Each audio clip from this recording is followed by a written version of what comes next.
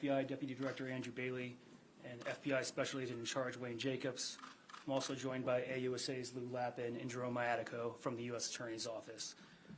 Competition is a basic element of human meaning and human purpose. Many of us, we love sports, we watch sports, we play sports because it fulfills a basic need for the competitive spirit and the need to belong to something greater than ourselves. In a messy world, we often turn to the purity of sports to cheer for something that represent us and our values and where we come from. When criminals pollute the purity of sports by manipulating competition, it doesn't just imperil the integrity of sports betting markets, it imperils the integrity of sport itself and everything that sports represent to us, hard work, determination, and fairness. And when that happens, the Department of Justice will step in to protect what is a sacred institution of American life. And that's what we're doing here today. We are stepping in, and our office is announcing criminal charges against 26 defendants that we allege perpetrated a transnational criminal scheme to fix NCAA Division I men's basketball games, as well as Professional Chinese Basketball Association games. In the indictment and related filings that we unsealed today, we allege an extensive international criminal conspiracy of NCAA players, alumni, and professional bettors who fixed games across the country and poisoned the American spirit of competition for monetary gain. I encourage everyone to read the indictment, which was unsealed this morning. It alleges violations of sports bribery and fraud laws, but in its essence, this is a prosecution of the criminal corruption of collegiate athletics. And as we allege in the indictment, this was a scheme that spanned 3 years and eventually enveloped 17 NCAA Division I men's programs, dozens of college athletes, and fixed games. I'll speak for a moment about the indictment and encourage everyone to read it. It will spell out in detail the scheme. I will give an overview of it with 2 qualifications. The first is, at this stage, these are just allegations. Every defendant is presumed innocent until proven guilty beyond a reasonable doubt in a court of law. And second, again, I am just giving a sketch, an overview of the conspiracy. This conspiracy, we allege, originated on the other side of the world, in China, in 2022, with Antonio Blakeney, a former LSU All-American college basketball player and former NBA Chicago Bull player, who, with his co-defendants, Marvis Fairley and Shane Hennon, first colluded to fix Professional Chinese Basketball Association games. I presume some of you are familiar with the world of sports betting, but I'll give you just a brief sense of the concept here. You can bet on sports to win or lose, but you can also bet on games in terms of whether a team will win or lose by a certain amount, and that's called a point spread. The scheme here was the defendants would identify a game in which a corrupted player had a team that was favored to lose, and then they would bribe said player to deliberately underperform so that his team would lose by more than they were favored to. They would bet for them to not cover the point spread. They started this scheme, again, with the Chinese Basketball Association, where Mr. Blakeney was playing, and Mr. Fairley, Mr. Hennon, Mr. Blakeney eventually made a lot of money. Mr. Blakeney was a standout star in the Chinese Basketball Association. He was averaging 32 points a game at the moment that this conspiracy started. In the first game, he scored 11 points, and they didn't cover the spread. And Mr. Fairley and Mr. Hennon, who were professional sports bettors, would then wager substantial amounts of money based on this fixed game. The scheme proved lucrative. Mr. Hennon, we allege, texted a Confederate that the only things certain in life were, quote, death, taxes, and Chinese basketball. And because it proved profitable, they decided to take their operation stateside to the world of NCAA Division I men's basketball. At this point in time, we allege that the conspiracy enlisted other leaders and fixers: Jalen Smith, Roderick Winkler, and Alberto Liriano. They picked these men because they were well connected in the world of college basketball. They knew the players. Many of them were players themselves. They were alumni. They were trainers. They were recruiters.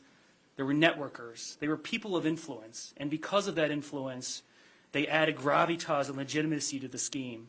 And they were able to recruit players on NCAA Division I basketball teams to fix games. And how the scheme worked is Mr. Fairley, Mr. Hennon, and these other leaders would bribe NCAA basketball players to the tune of $10,000 to $30,000 per game. The player would then agree to deliberately underperform in the game in which his team was favored to lose by a certain amount of points. They would then try to lose the game by more than that amount. So, for example, if a team was favored to lose by 4 points, the player would receive a bribe to underperform so that his team would lose more than that. They did so with carefully orchestrated FaceTime calls to obscure and prevent their communications from being intercepted and recorded. They recruited other players. They had players recruit their teammates. And this scheme and this conspiracy eventually mushroomed. It eventually enveloped 17 NCAA Division I programs, 39 players, and 29 games that we allege were either fixed or attempted to be fixed. I'm not going to go through every team, school, and game, but I think you all get the point. This was a massive scheme. It enveloped the world of college basketball. It included conferences such as the Big East, the Atlantic 10 Conference, the Sun Belt, the Horizon League. It involved games against nationally ranked programs. It involved games in the playoffs of conference championships. It was a significant corruption of the integrity of sports. Once a player received a bribe, Mr. Fairley and Mr. Hennon would then place substantial amounts of money to the tune of hundreds of thousands of dollars per game to enrich themselves, to the tune of an aggregate loss of millions of dollars in fraudulent sports bets on bribed and fixed games. As we allege, this was a significant and rampant corruption of college athletics. I'll talk to you more about the significance of this case in a moment, but for now I'll turn it over to FBI Deputy Director Andrew Bailey. Pleased to have you here, sir. Thank you. Good morning, FBI Deputy Director Andrew Bailey. I want my presence here to emphasize the FBI's role in the investigation of a point-shaving and sports bribery conspiracy that spanned multiple years, crossed state lines, and extended internationally, involving NCAA men's college basketball programs. An investigation that led to the indictments that we've announced today. I'll take the next few minutes to reaffirm the FBI's unwavering commitment to protecting the American people and highlight the exceptional work of the FBI teams whose dedication and professionalism made these indictments possible. Over the past 2 years, the FBI's Philadelphia field office has conducted a wide-ranging investigation into a point-shaving conspiracy involving at least 15 NCAA men's college basketball teams. To date, several individuals have already been charged and held accountable. Today, as a result of the exemplary work of our Philadelphia field office, 20 additional defendants were indicted for their alleged roles in this scheme. Those who believed they could operate in the shadows, defraud the public, and escape justice were wrong. The Department of Justice and this FBI will not tolerate the exploitation of the American institutions for criminal profit, nor will we allow victims of this crime, the fans who fill the arenas, the students and alumni who believe in fair competition, and the American public who expect integrity in the institutions they love, to be denied justice. I'm proud to stand here today because of the outstanding work of the men and women of the FBI Philadelphia field office who led this investigation. I also want to thank our outstanding partners at the U.S. Attorney's Office for their leadership, coordination, and courage to bring the wrongdoers to justice. I want to recognize the critical support of all FBI field offices that contributed to this case. This case represents a powerful example of what coordinated law enforcement can accomplish. When individuals choose to manipulate fair competition, they do more than commit financial crimes. They erode confidence in institutions that bring Americans together. The FBI exists to protect that trust, and when it is abused, we act. To the honest athletes, coaches, and officials who compete with integrity every day, the FBI stands with you. To those who choose corruption, fraud, and betrayal, we will find you, you will be investigated, and we will hold you accountable. Thank you. With that, I'm going to turn it over to Special Agent in charge of our FBI field office here in Philadelphia. All right, thank you, sir. I do want to begin with a thank you to you. Your presence here this morning means a lot to the office, means even more to the case team. Thank you.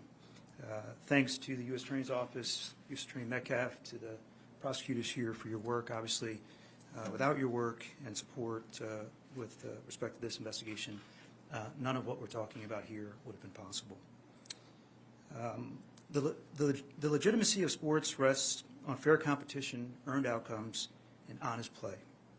We expect athletes to embody the very best of hard work, skill, and discipline, not to sell out to those seeking to corrupt the game for their own personal benefit. When money is used as a tool to influence outcomes, it does not just taint a single game, it tears at the trust in the results that we cherish. The crimes alleged in today's indictment are not victimless. This was a calculated scheme designed to manipulate outcomes, deceive fans, corrupt athletes, and undermine credibility of our leagues and institutions.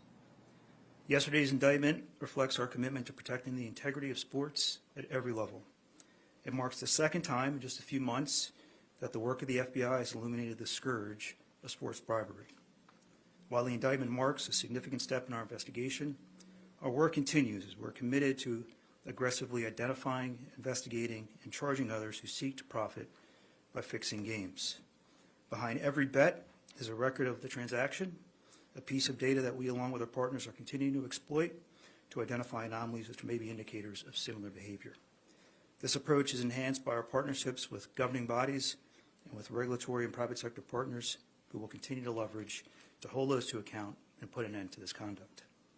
Today's arrests and indictments would not have been possible without the tireless efforts of the employees of the FBI, the agents, the analysts, the professional staff, whose expertise, persistence, and commitment to justice over the past 2 years were the driving force behind this investigation. We're also grateful for the close coordination of the United States Attorney's Office, the support of our fellow FBI field offices, each of whom played a critical role in bringing this case together. This is a team sport.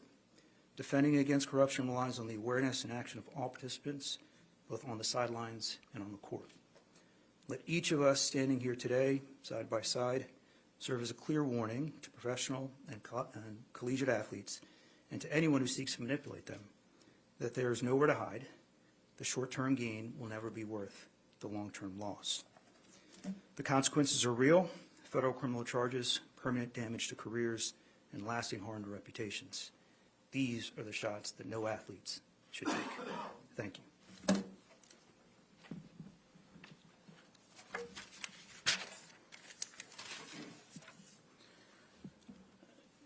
As the United States Attorney, I present this case in that capacity, but I do have to say that the true credit belongs to the line FBI agents and the two gentlemen beside me. They're the ones who built this case. It took a great degree of effort, grit, determination, the type of values that you would see in sports. I'm glad you said this is a team sport, because it is. And this case is a reflection of that and all the values that we expect from our sports institutions. A tremendous amount of credit has to go to the FBI for their diligent and zealous construction of such an immense and impactful case that spanned the country. It's the type of cases that we want to do, and it's really a great reflection of the merit, the excellence of the agents who built it.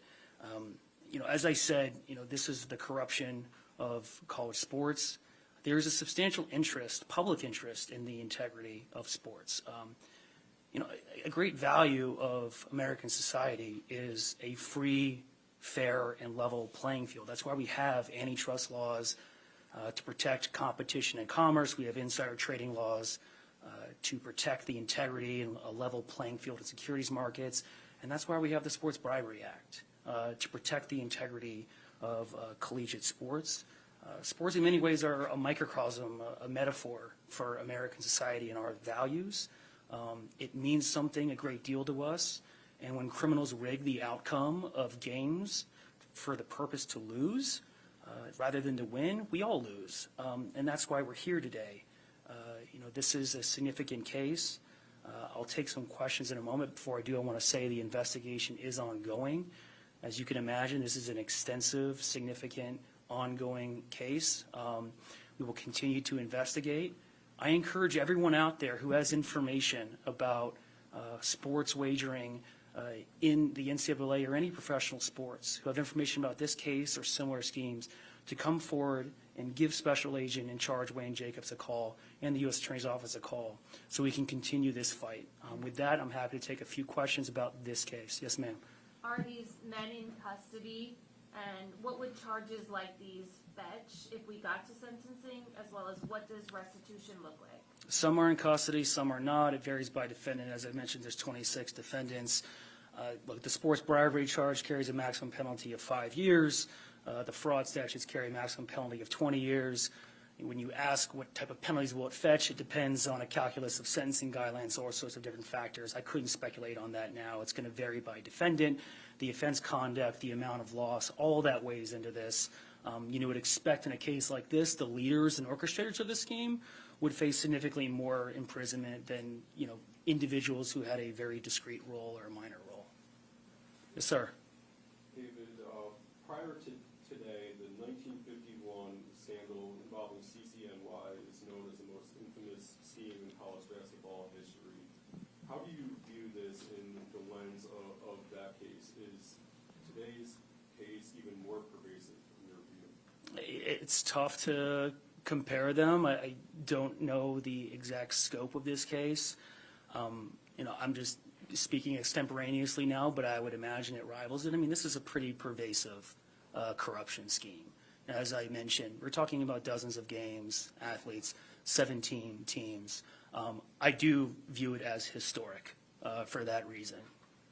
Yes? Could you pull out one example from the indictment of the LaSalle St. Bonaventure game? It looks like the LaSalle players refused to cooperate. That's what I take from that. So there were times, as we allege in the indictment, in which there was an attempted fix of the game. And for various reasons, either because the players either did not cooperate or they were actually cooperating but were unsuccessful, the game was not actually, did not have the outcome that the organizers or leaders hoped they would. There's 9 other players on the court. There's coaches and there's referees. Now in basketball, one player could substantially influence a game in ways in other sports you cannot. But it's not a guarantee. But by and large, the scheme was very successful. Yes, sir. Just to follow up on her question, just because obviously we're caring about the Philadelphia tie here for a bunch of us here. Yeah. With the LaSalle game, did those players, I know you said sometimes they attempted to fix, did the players not take the money, or did they take the money and it wasn't successful? If you could speak to that a little bit. I'm just going to refer you to the indictment on that. Look, in terms of the Philadelphia ties, I will say this. The case originated here. One of the defendants resides in this district. But more importantly, this is a nationally significant case with impact across districts, across offices, across jurisdictions and states. And our office wants to do these cases because they maximize the impact on public welfare. And in a case like this, of this complexion and gravity, all sorts of offices could bring those cases. It's a testament to the excellence of the FBI agents and these 2 gentlemen that our office brought it. And as I've said before, these are the type of cases our office wants to do, and we hope there'll be more to come on this score. Yes? The 2 questions here real quick. The players that were caught, are they still in school? Have they been drafted by the pros? Do you have any idea what's going on with them? It depends. It's tough to generalize when you ask questions about players. Some are professional basketball players in other leagues. Some are still in school. Yes, sir. Just a 2-pronged thing. One, first of all, 5 of the players and I believe Attorney Blakey were charged elsewhere. Why was that the case? And then secondly, obviously 2 of the defendants that you charged were also charged with the Eastern District of New York or NBA poker gambling cases. The 2 offices work together? Did you see a relationship between your investigation and theirs? Let me address the first question first. You said they're charged elsewhere. Do you mean in a separate charging instrument? The indictment says charged elsewhere. Yes. So as I point out, there are indictments and related filings in this case. The indictment unsealed today is not the only charging document. To address your second question about the ED&Y case, there is a relationship between the 2 cases. Yes, we have been in coordination with the U.S. Attorney's Office and the Eastern District of New York. I'm glad you asked this question because I do think it's helpful to distinguish this case from that one. There are defendants in common, but fundamentally this is a different criminal scheme. if you read the Eastern District of New York indictment, it is fundamentally an insider trading case with a complexion of sports. The individuals in that case were making wagers on insider information, for example, injuries, to make money based on insider information, right? But there is a really important difference between wagering on predicted outcomes on insider information and wagering on determined outcomes, outcomes that you control. The former is a crime against sports betting markets. The latter is a crime against the sport itself. And that's what this case is about. That's what makes it different, in my opinion, worse. Yes? Two questions. One, any connection to the Major League Baseball pitchers that are being investigated for? Not that I'm aware of. Okay. And then, I know you say millions of dollars. Any ballpark figure on how much these guys made? Millions of dollars. Investigation is ongoing. You know, I don't want to give you a number because it could change a week from now as we develop evidence. Yes, sir. What do you think it says about sports or society that these types of gambling investigations are becoming significantly more common? I'm a prosecutor, you know, not a policymaker. I can't speak to that. He mentioned the 1951 case. There have been a spate of these gambling cases recently. Now, I will say that the evidence in this case shows that the monetization of college athletics and athletics generally through the liberalization and proliferation of sports betting markets, as well as the normalization of compensation athletics, furthered the enterprise in this case. But it's complicated, right? I mean, as we allege in the indictment, you know, certain players were targeted because they were somewhat missing out on NIL money. And this was being done, they were being targeted so they could supplement their NIL compensation, you know. Whether or not they would have done or not done a particular crime based on whether other athletes are being paid or themselves, I don't know. Again, that's the question for policymakers to answer.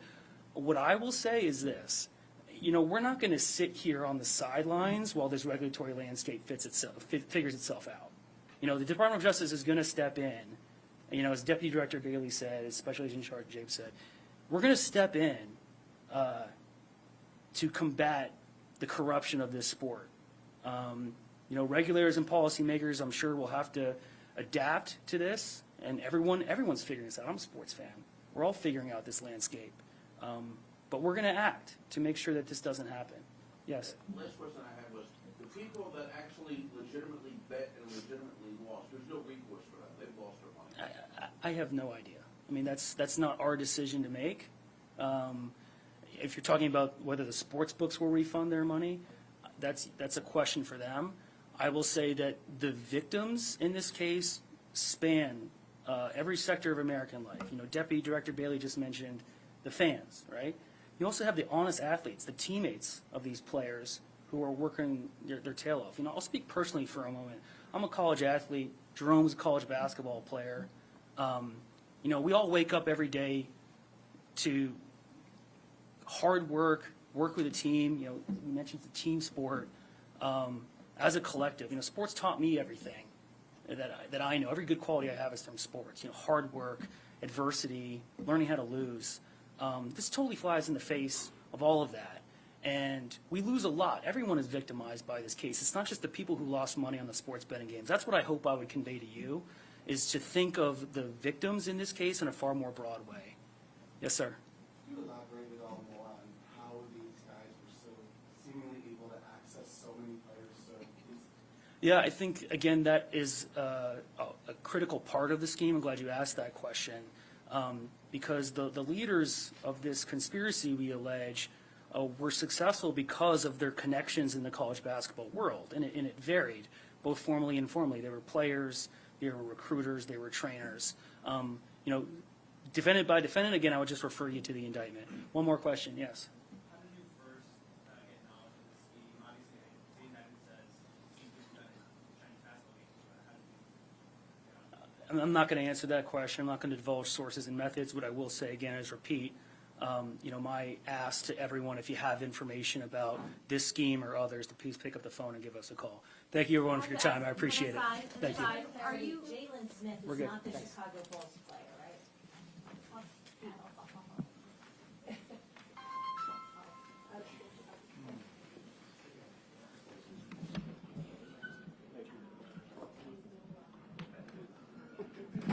fight you